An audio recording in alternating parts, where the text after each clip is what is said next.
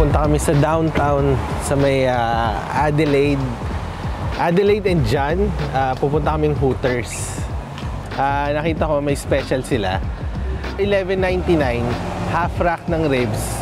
Tapos may kasama ng fries. Sa presyohan ngayon, murang-mura na yun eh. Kasi pag sa mga Pilipino, parang aabutin ka na ng $17, $20. Parang isang combo lang. Ang Hooters kasi, known siya sa mga nice servers, nice service, pati nice wings.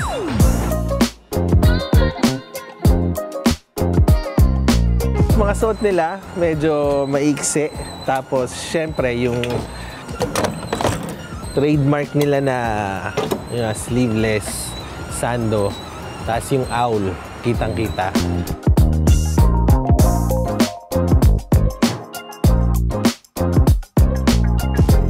Late 90s kasi dumating kami dito. Siyempre, bagong salta ka galing Pilipinas. Peak ng pagka-teenager namin.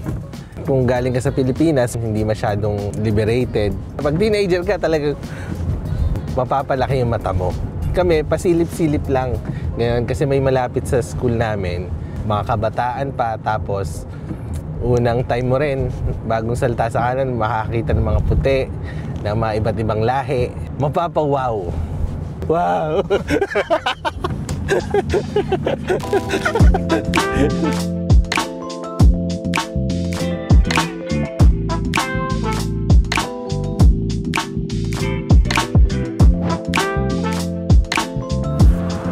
$10 parking.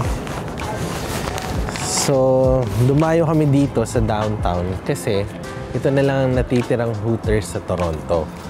Buong Canada, 3 na lang. Montreal, Niagara Falls, tsaka dito sa downtown Toronto.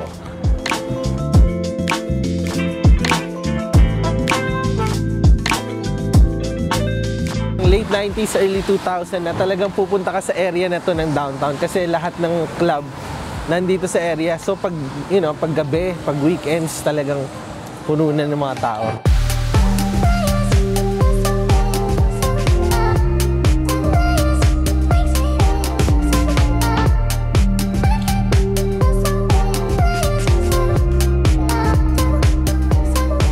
Thursday night, pero busy pa rin, busy.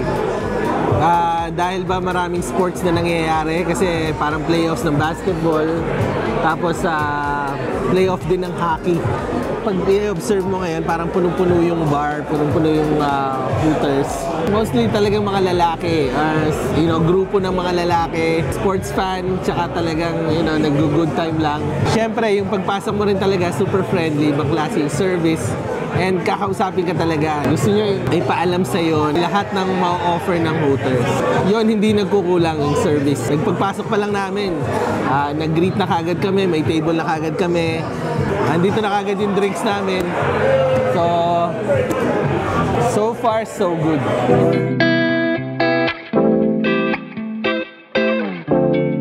May mga parts talaga ng downtown na like ang saya. Lalo pag galing ka rin ng Pinas na, di ba, weekdays may gimikan or merong masayang parang get together.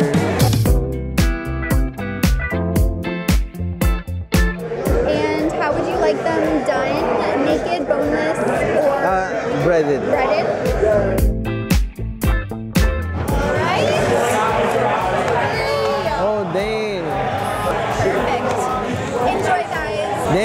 So, ang dami ng serving nila. Well, meron kami appetizer, nachos, pang vegan.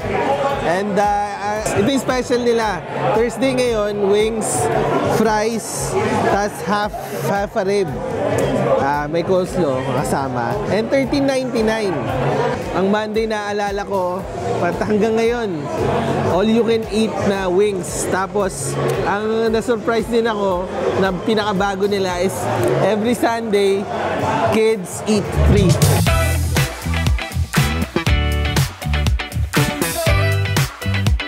Man, okay na okay siya. Masarap siya. And ito rin yung naaalala ko nung pumupunta kami dito. Ang dami namin. Alas na-occupy namin yung parang isang row dito para lang sa wings, and same pa rin, walang pagkakaiba. Pagkakaiba nga lang is yun nga, may maintenance na ako.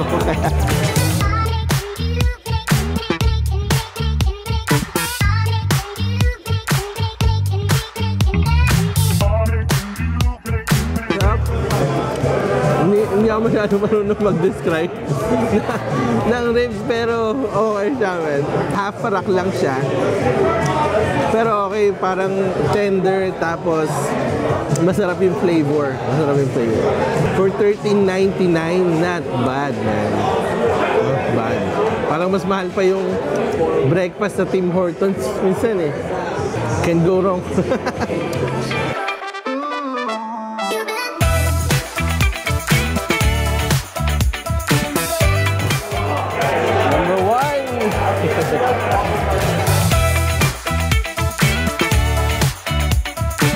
So ngayon, napakagandang experience yung sa Hooters. Napakaganda ng service. Ito, side comment, pero yung kumpara sa mga other parang fast food ngayon. Tapos may end up doon, kung gusto mo mag-tip, parang sa mga ganun, parang wala namang binigay na service sa'yo.